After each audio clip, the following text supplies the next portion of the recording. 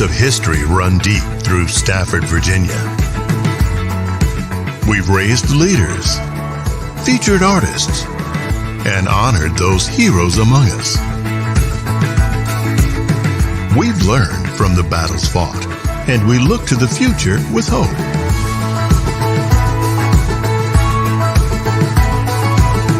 We take this time to focus on what makes us exceptional, while constantly remembering where we came from.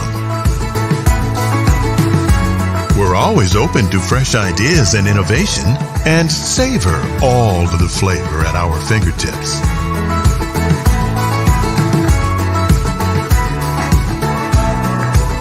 We find inspiration in our craftsmanship, and there's always a hidden gem around every corner. Find yours. Rediscover Stafford.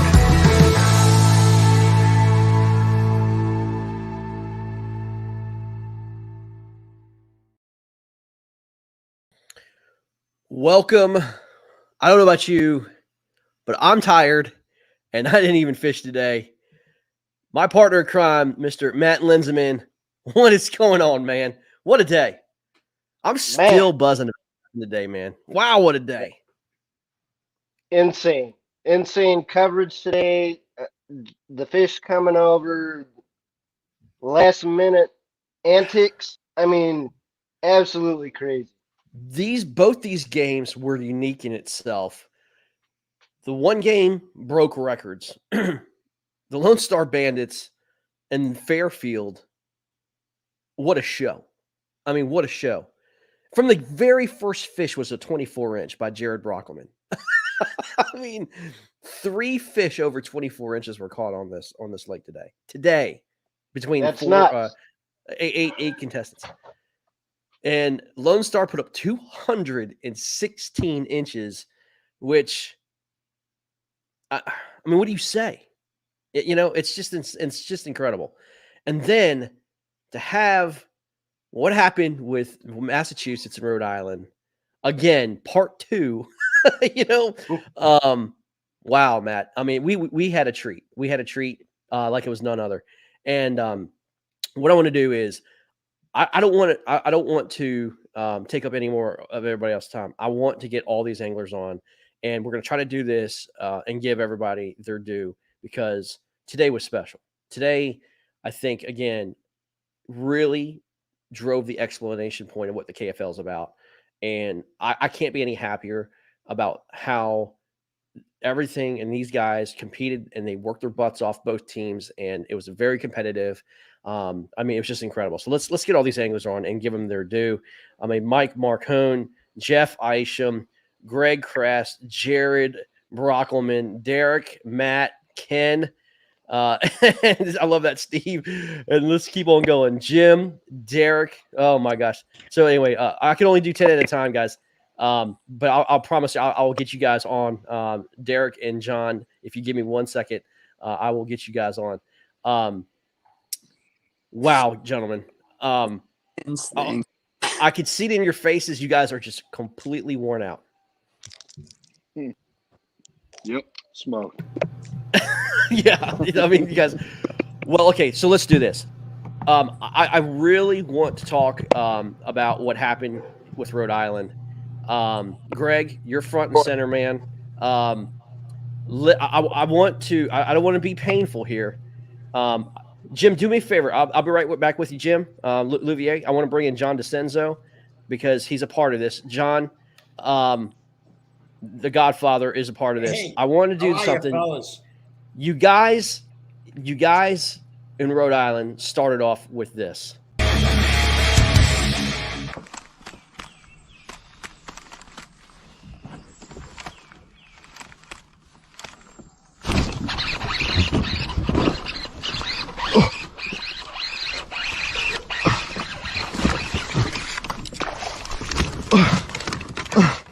Oh, I gotta take a picture.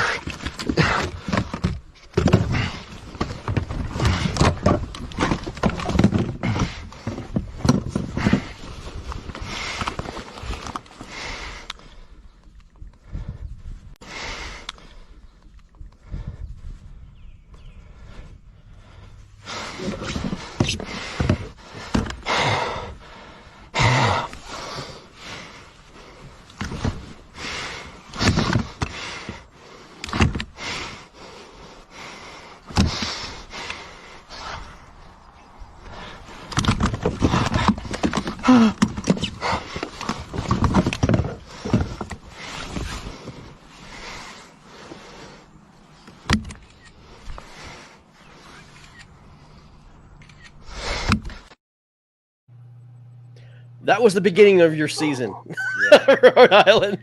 And John, man, talk about that first game. Let's relive that first game with these guys, the Massachusetts Maulers, man.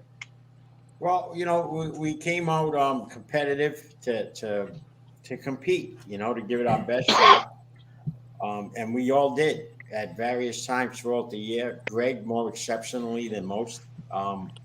We got the job done. We got to where we wanted to be. And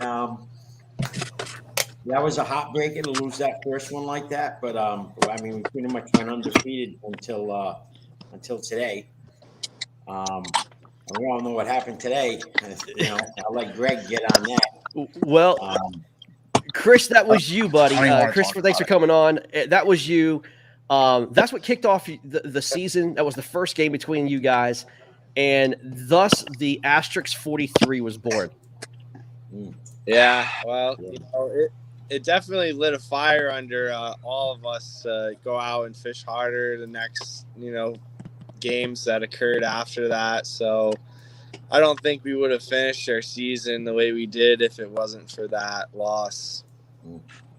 Yeah, no doubt. Now, Massachusetts Maulers, you guys wind up winning that game, and then you wind up having an amazing season. You guys met Rhode Island, and you guys went to Warden's Pond for the second matchup, and Rhode Island actually wound up taking that one. So that had to light a fuel under your flames there, guys. Oh, for sure. Yeah, I mean, no one likes to lose. And then you guys went down to Pennsylvania, took the loss there, and then crazy things had to happen for you guys to make the playoffs. You had to rely on not only yourself winning that last week, but then it was a head-to-head against Rhode Island. Yeah, you had to have some help because otherwise West Virginia was going to take it. And man, it just happened. That they just fell short. And man, here you guys are. And guys, let's talk about today. Let's talk about the morning getting to the ramp. John, I saw the national anthem being played. A very classy touch at the ramp today to memorize 9/11. Let's talk about the nerves. Let's talk about what happened at the ramp early this morning. Well, I'll let all these guys comment because I was like flipping burgers. So you guys jump on that. Yeah. I mean, we did the national anthem. We launched off. It was not what Warden's Pond has been in the last 2 weeks. I'll tell you that. We started off the day, and I knew right away. I started in between Brundle and Conant, and I didn't see any of us catch a fish within the first half an hour, 45 minutes. And I started to make moves and try to go look for those other spots that. I knew that fish should be hanging around and just figuring, this spot isn't going to work out. Well, it's just unfortunate that Warden's Pond had a different plan for us today than it did the past 2 weeks because, I mean, that bite was on fire during pre-fishing. Yeah. I went there Friday morning. I fished new water. I didn't fish water that I planned on fishing.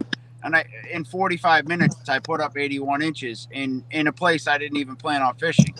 So I'm looking at that like going into Saturday, as in I'm not even going to touch this water come tomorrow, and I know we're hot. So I said, this no brainer. We're all going. We're going to go 10 fish limits. We're all going to put up 18 to 20 inch bass.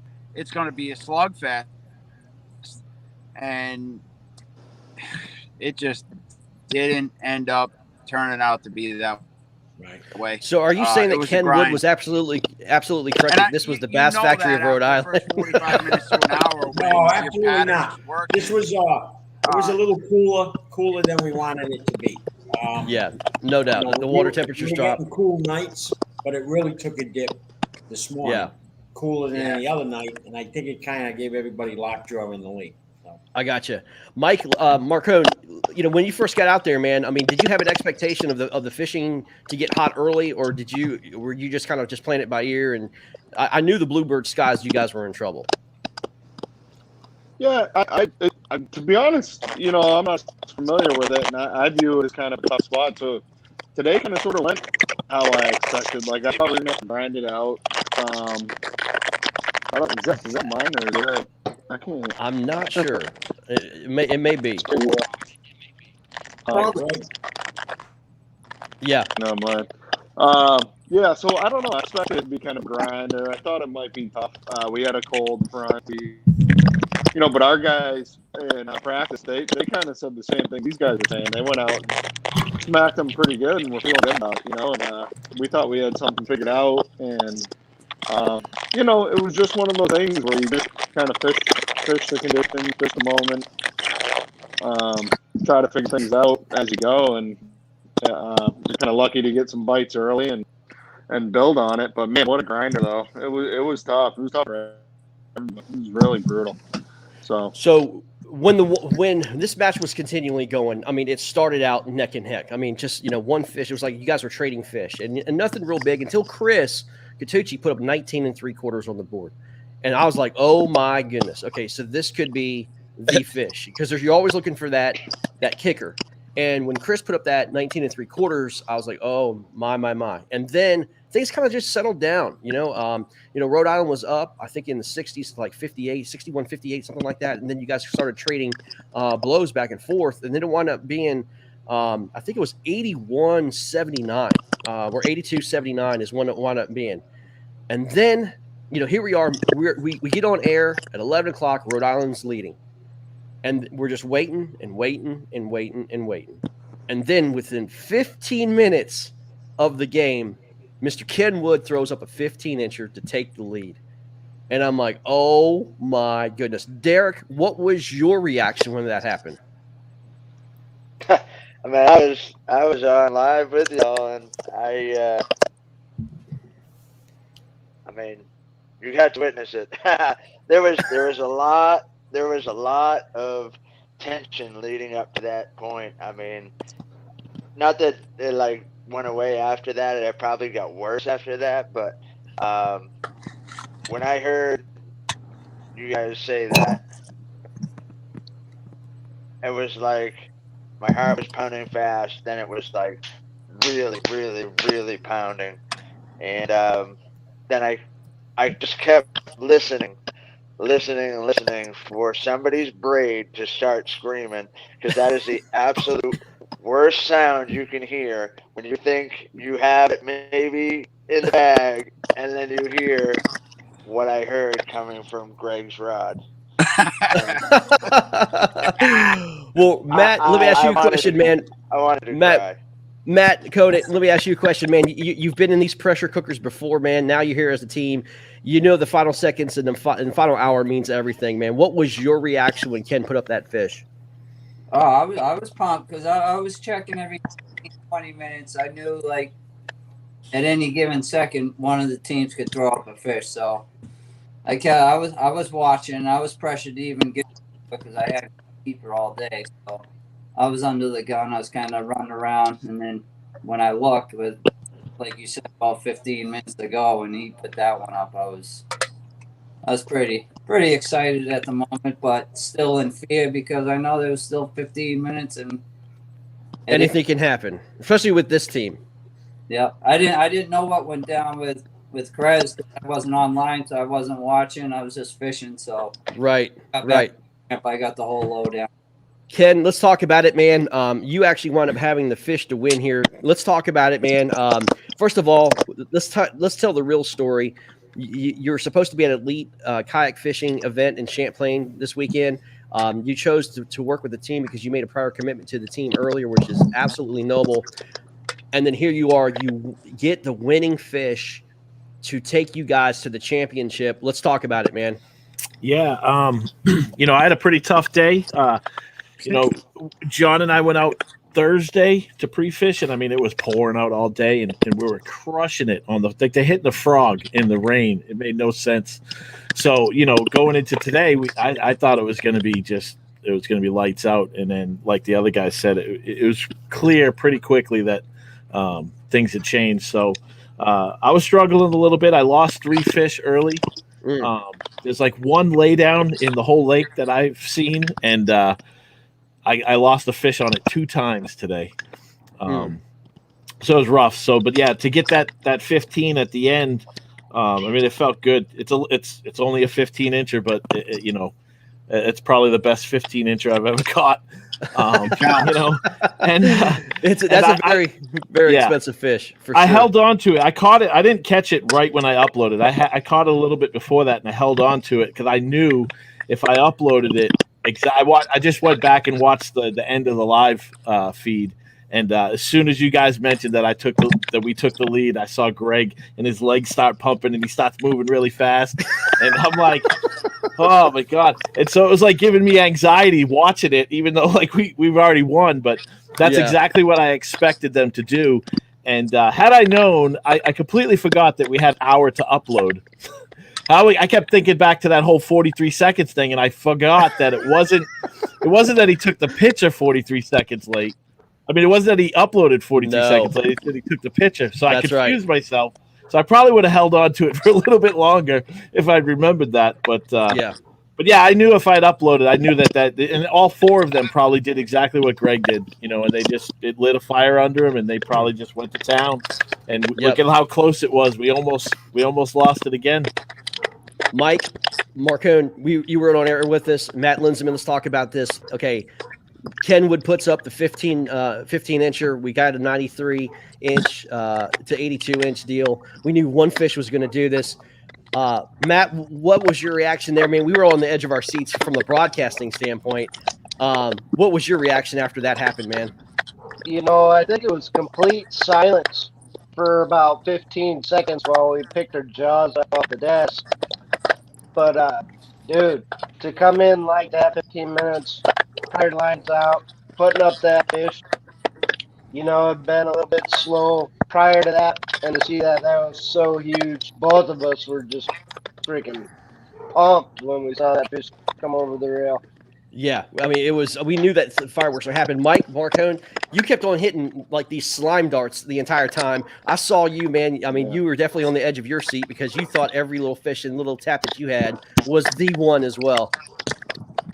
Yeah, it's tough to balance. Like when you got a super slow and subtle bite, you're kind of hyper tuned in, and you're balancing that like waiting hours on end for a bite with like all these pickerel bite, in between. So it just it just keeps you on the edge of your seat a little more than maybe normal. It definitely messes with you. And I had that one, that was a monster pickerel, and I was sure. I was like, oh, that's the one. I was like, this is gonna win it, and saw his head. So it definitely made things extra tense. And but we kind of knew that also from the first time. I mean, we caught so many pickerel there.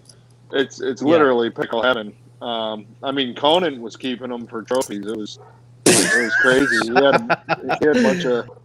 So I heard. So here we go, man. We've got now 5 minutes to go, and I just felt there's something going to happen. We're 3 minutes in, 2 minutes in, and then Greg, this happened. Taking place. Allison, it's going to be 7:00 p.m. Eastern is what we'll be doing. You'll have a full recap.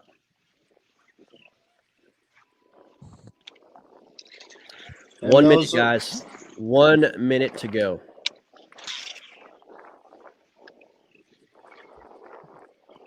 In this evening's recap, Greg, it'll be broadcasted where? All over the platforms, not on Pride, but it's going to be on Facebook and YouTube. Motion Sports KFL. Awesome.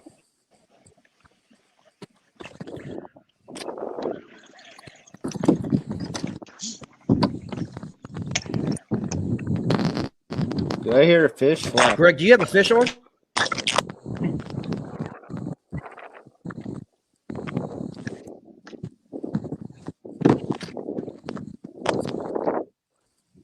Greg has a fish on. Oh my gosh. Oh my gosh, it's 1 o'clock. It's past 1 o'clock. It's 1 o'clock. Oh my God. No way.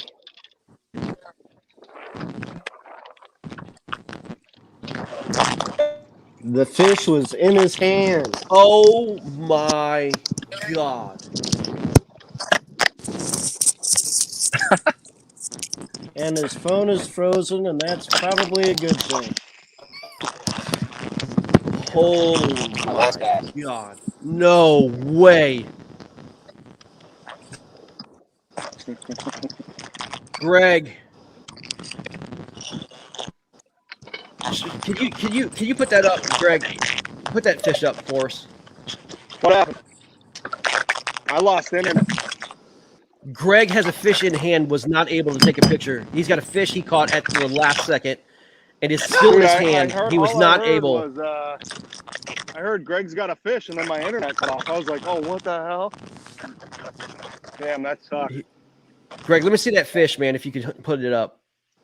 Oh, he just went off. Oh, my God. That's a stinker. Wow. Oh, it's official? It's official. Well, unless somebody... There it is, the heartbreak, Greg. Oh, my gosh, to relive that, man. Dude. Is it over yet? You began your season with Chris in 43 seconds, and you end your season basically the same way. Unfreaking believable, man. Yeah. I mean, all right. So let's talk about let's talk away through it, man. You're out there. You hit. You like you said. You're throwing a frog. I mean, I don't think I've ever seen a fish get in a boat so quick in my life. You had it. You just couldn't get the hook out. Yeah. So I hadn't been throwing the frog all day, and Justin had said he lost one probably 15 minutes ago, throwing the top toad, and I had one tied on. The comments, everyone who's been DMing me is like, what if? It's like I was throwing my chatterbait, and then I said, you know what? Last 5 minutes, I'm gonna go, and I'm gonna hit in shallow. I started my progression when I got past the reed line into the pads, left to right. I took a cast left, nothing. Took a cast straight into the shoreline, nothing. I take my last cast, and as you're saying, 1 minute's left. I take my last cast, and I'm bubbling the top toad across the top of the water, and I see a fish come up and swirl behind it. I thought at first it was a pickerel because I caught a bunch that day today. It couldn't find it, so I give it a little quick rip. It comes up, it swirls after it again. It couldn't find it again. I rip it one more time, and this thing comes out of the water, and I knew it was a bass. And I swung on it like I was trying to take its soul. Hard sets only. Seriously, and I mean, it jumped out of the water once, and I got it into the boat, and both the hooks were. I mean, if you've ever thrown a top toad, you know what the hooks look like. And I'm telling you right now, the hooks were all the way down to the bend in the hook. And I tried getting it out. You could see it on the video. I tried getting it out with my hand. I went for my pliers, and my pliers were right where they were supposed to be. I went to go. I couldn't even get the hook out with the pliers. That's how deep these hooks were. And that's when I decided to cut the hook and just try to take the picture. And I cut the hook, and as I cut the hook, you said it's past 1 o'clock, and God, that was it. I mean, I had the board right there. I needed 10 more seconds.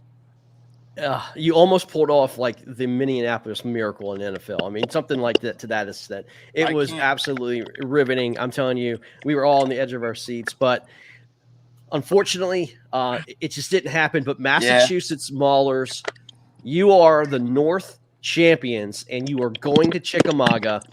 Guys, how does that feel, man? Congratulations, man. Congrats, guys. Yeah, congratulations, man. Yeah. Right? Great job. It's work. Derek, you're on mute. There we go. I don't know if you saw when you guys just replayed that, and thank you guys for saying that. But we just replayed that, and I heard you say it's past 1 o'clock. I reached up and I shut my sound off on the live feed because I did not. I felt so bad for Greg, like in that moment. I did not want to see him break a rod or. I literally shut the sound off. I sat down and I paddled back to the lunch. Greg, I'm sorry that happened, dude. I don't know. That was crazy, Hey, but you don't have to be sorry, man. It unfolded the way it unfolded. If I started my progressions right to left instead of left to right, it ends up different. absolutely. Can't hold anything against you guys. It was a tough fight, and you guys deserve it just as much as anybody else. Sports is what makes a sport is score and time. You have the score, you just didn't have the time, and that's just part of it, man. That's what makes this. It was a 15-7-5 when I put it on the board. Gosh, wow! We would have won by 3/4 of an inch. I also want to mention something. I mean, I know we've had this rivalry going back and forth through the season, and it's been fun. But I'll tell you what, and I put this in the owners group chat a little while ago, but I want everybody to hear this that's watching right now. We got back to the ramp, and these guys had their state people there. They had their families there. There was like 15 or 20 people in the parking lot. They were cheering their team on. Two Bass Johnny was out there cooking hamburgers and hot dogs. There was kids running around. Johnny's giving away fishing rods and bunches of baits and all kinds of stuff. And I'll tell you what, it was a really cool thing to come into the boat launch and see that type of camaraderie and see that type of fan base that this team has built for themselves. And this, I mean, I'm going to say it's a short season, right? I mean, this is a short season that we had this year. Yes, it was. And the amount of fans that they had there, even though they lost, they were, and not just the team, but the fans too that were there were like super gracious. I mean, those guys had a bottle of champagne ready to go for when they kicked our asses. They gave it to us to take home. Class. We appreciate you guys. Pure class. Class act. Thank you very much. Yeah, thank you. Thanks for giving us a great game. Absolutely. Rebels, congratulations on a great season, man. I don't even know what to tell you. I mean, it started and ended in literal Pharaoh book fashion. Unfortunately, you were on the wrong side on both. But, I mean, what a great season. You've developed a ton of fans. I mean, an unbelievable name for yourself and a lot of respect, man. I want to congratulate you guys. I know this is not going to be the end because we have it next year, man. But what a season for you guys, man. Congratulations. Thank you. That's all. Greg. That's all. Thank you. Guys, we're going to let you guys go. We want to get the other teams on. But I want if the Maulers could stay on with me, I would appreciate it. But John, Chris, Greg, thank you very much. Go get them, guys. See you next week. Thank you. The North. I'm rooting for the North now. Yeah. I'm a North fan. I'm a Maulers fan now. I got you, man. All right, guys, let's go ahead and get the guys from Texas on. And I mean, to say that this was a magical day is an understatement. Boys, Jim, Jared, Jeff, man, I'm going to see if I can move Jeff over here. Let's see. Okay, there we go. Let me see here. I'm trying to move you guys around here. All right, there we go. Get you guys together. There we go. Boys from Texas, Jeff, Jim, and Jared. What happened in Texas today? I mean, it's just like the waters just threw up 24 inches. Look at Jim. Hold on, Jim. I got to show everybody this, my friend. Hold on here. Look at this. Here we go. Jim has the hammer. The Texas hammer. We dropped the hammer on them boys. Talk it now. You remember that song? We dropped the bomb on you. Oh my gosh, there they are, man. Okay, let's talk about this. Okay, Derek Miller led the entire board with basically 150 inches. Jared Brockelman started the day with a 24-inch. I posted it in the KFL. Jared, let's start with you. You put a 24-inch on the board. That is pretty impressive. Yeah, So a couple casts before that, I had hooked into a big fish, and it broke me off shortly after. So I was a little discouraged, but I knew what that spot could do. So I kept at it and threw it up in a spot where I caught, ironically, 24 incher the week prior. And, that's what it was to start the day. So that felt pretty good.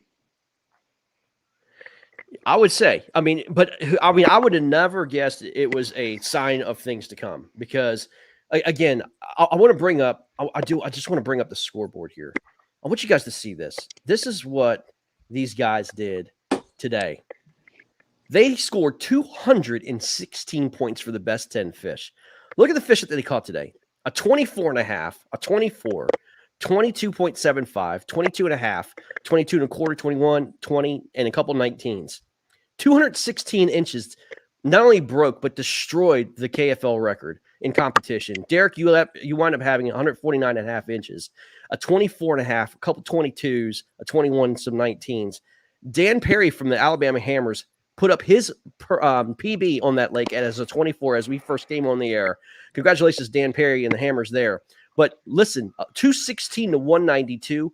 Get the heck out of here with those scores, man. Fairfield won today. Holy smokes. Derek, let's talk about your day, man. We tried to talk about this on air. What made these big bass bite today, man? It was bluebird skies. It wasn't a lot of wind. It was just one of those days you're kind of worried about, kind of like what happened with Rhode Island. But, they must have not eaten for days. Yeah, I don't know. We had a small moon last night. Might have played a part. The water temperatures probably dropped 4 or 5 degrees in the last week. That may have helped. But, we were supposed to have a breeze, and we got one. Right as we were leaving today, the wind started blowing a little bit. But other than that, it was pretty much calm and variable, and I don't know. Yeah, I was surprised. Yeah, I would say so. To see that. And then I saw Jeff Isham. Jeff, you had a monster bass today. It was a 22, I think, or 22 and a half. But that thing must have been 8-9 pounds. Hanging off the catch board both directions. Yeah, it was big.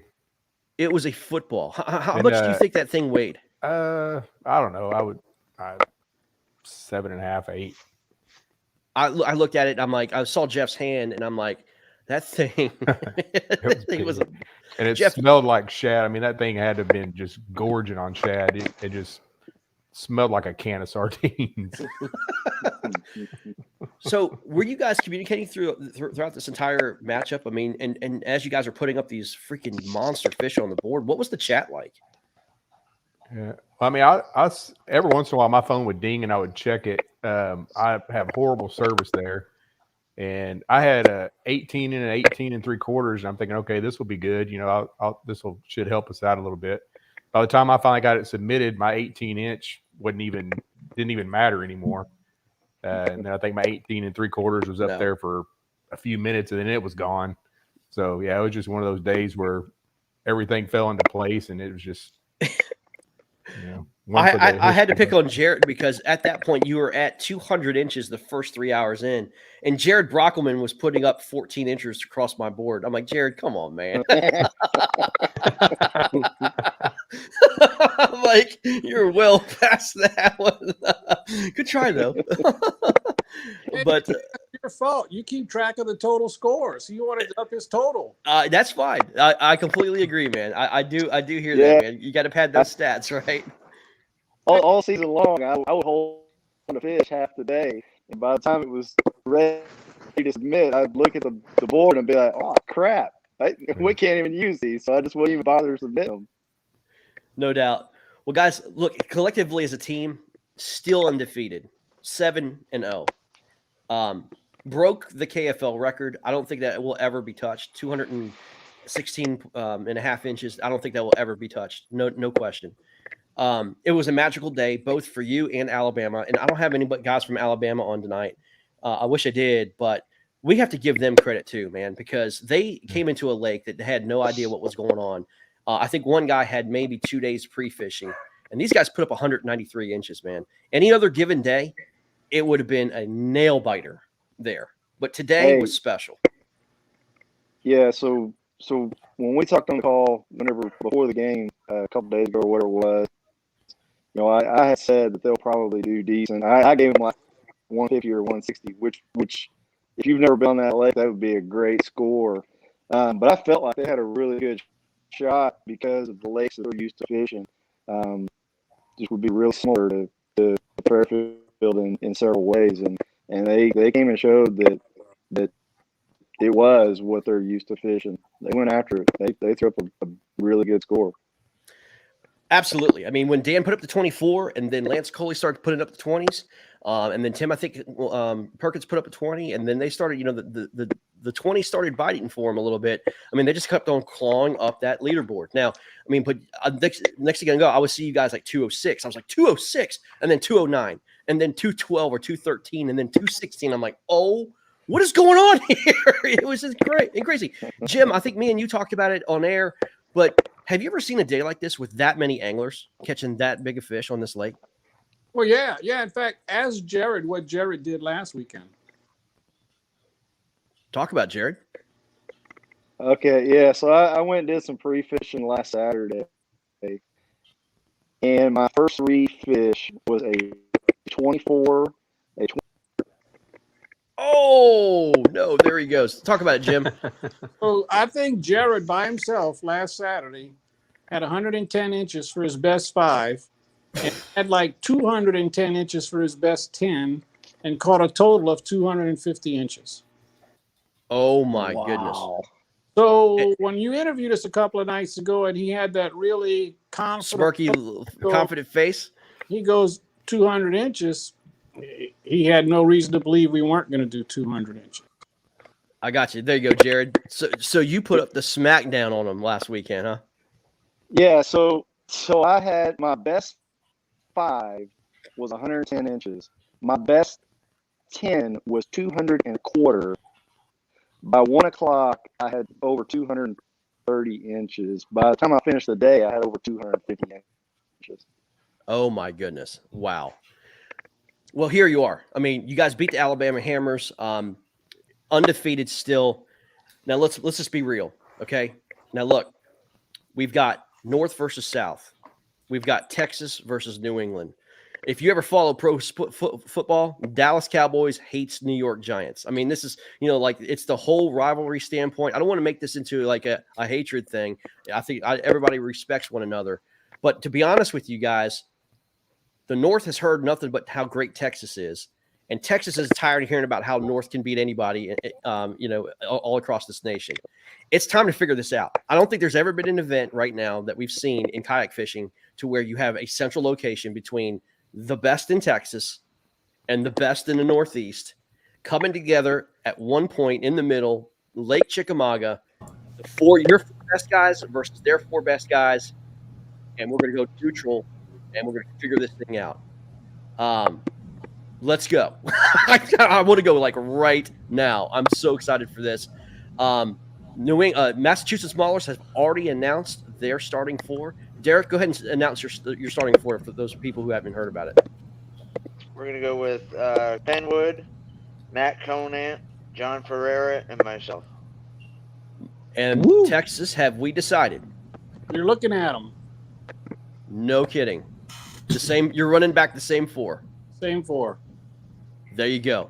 The same 4 that put up 216 inches is going to go against New England's best 4 there. That can go and boom, we've got it. We've got a matchup, guys.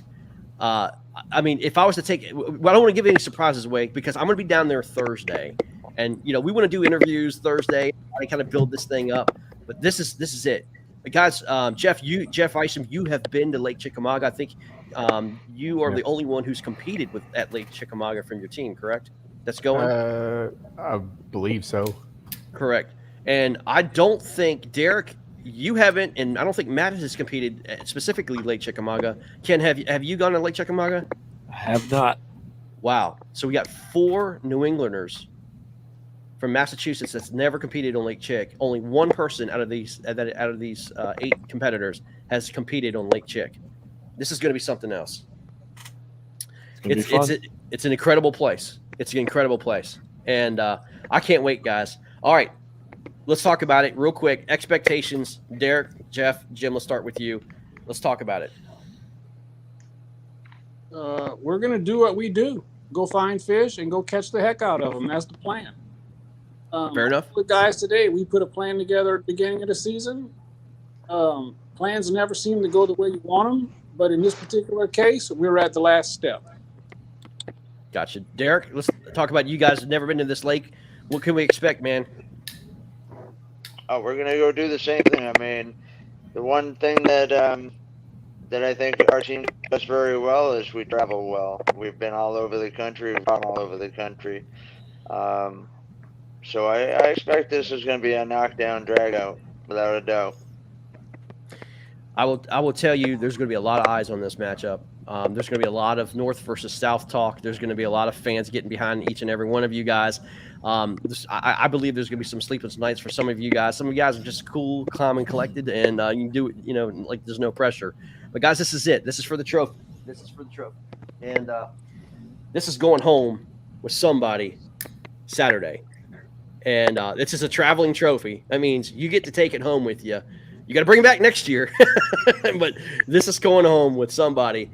And this is going to be a lot of freaking fun to see who is going to win the KFL Cup. And I'm super excited for this, guys. It's been an exciting season. I can't thank both of you teams enough for what you guys have done and the fun it was, especially today, to watch the fishing. It's been absolutely incredible. And guys, I know you guys have sponsors. Man, let's talk about your sponsors. There's no way that this season wouldn't have happened without your sponsors. Guys, let's go ahead. I mean, Jeff, Derek, Jim, if you guys want to give anybody any love, now's the time. Who's going first? Go ahead, you, Jeff. I'm still trying to get the bug out of my eye. So I'd like to thank Mariner Sales, kayak supplier, all the kayak accessory needs, the most knowledgeable kayak guys that I've found anywhere. Exotic high performance rods, brake line fishing, kayak angler solutions, and doyouevenfishbro.com. I love it. I love that name. All right. That's Derek. actually mine. I don't know what I'm doing with it yet, but I love it. I love it. Derek or Jim? I don't think either one of us has any sponsor. Well, you should buy Hummingbird because you guys have nailed that thing. Yeah. Derek? My wife sponsors me. I think she does it just to get me out of town. I hear you. Derek, Ken, Mike, Matt, go ahead. The floor is yours.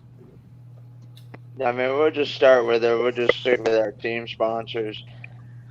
Excellent Lures has been a huge contributor for us this season. Sent us just a boatload of baits. I was handing them out at the boat launch today to all of Rhode Island's family, but they've been a huge supporter for us since the beginning. Ray's Eyewear, another huge supporter. Malone Auto Racks out of Maine, and Thrasher Sports Apparel and Fusi USA, buddy. Absolutely, man. Well, guys, as I said, the whole model is to obviously, develop this platform, develop the team, develop your local sponsors to help you guys out. You guys have figured that out, and you're here. So looking forward to next season, guys, with all the other teams. But we still have to settle this at Lake Chickamauga, man. We got to figure out who's going to be the champion. There's some money on the line. There's this trophy, a lot of pride, and now you get the north route, the north teams on, and south route and south teams on. But a lot of stuff between now and then. And I'm in the Mid Atlantic, so I could give a crap who wins. You know what I mean? We can set before our foots are both across both lines here, man. So, but anyway, this is gonna be a lot of fun to see, man. I can't wait. I'll be down there Thursday. Want to see you guys. We're doing some interviews. We'll have some food, have some fun, and get to cover this on the water, man. This is going to be so much fun at a great lake, man. So I don't know if we'll see 216, but we're going to see some good fishing for sure. So, well, guys, that is it. Thank you all for joining us. And guys, what a day. I mean, what a day. I mean, we had two different styles of fishing, two different scores. Fairfield showed out like it's nobody's business. We had a last second almost miracle. Matt, sum up the day, man, and we'll get out of here. Like I was saying earlier, man, I mean, it started off with a bang and it went all the way through. You know, started right off as soon as we started that feed with Dan with his PB bass and carrying it on throughout the day. And then the last minutes of the Northern game and tragedy strikes. Yeah, not so tragic for the Maulers, man. Exactly. not so tragic for these guys. So yeah, it was fun to see. But you know what? These teams both earned their spots. They worked their tails off to get here, and they're here for a reason. So great job, guys. Great teams. It's gonna be fun. A lot of eyes again looking on this, guys. I had preliminary numbers come through. I think we had about 60,000 people watching today on all platforms. Nice. Ridiculous. That's ridiculous. I think we're going to see a little bit more come this championship. So we'll see. We'll see how it works. But guys, have a great night. Thank you all for coming on, and be safe. Be safe when you travel to Tennessee. We'll see you there. All right. Take We'll care, see you guys. Yeah. Bye. Bye. Thank you. Good night.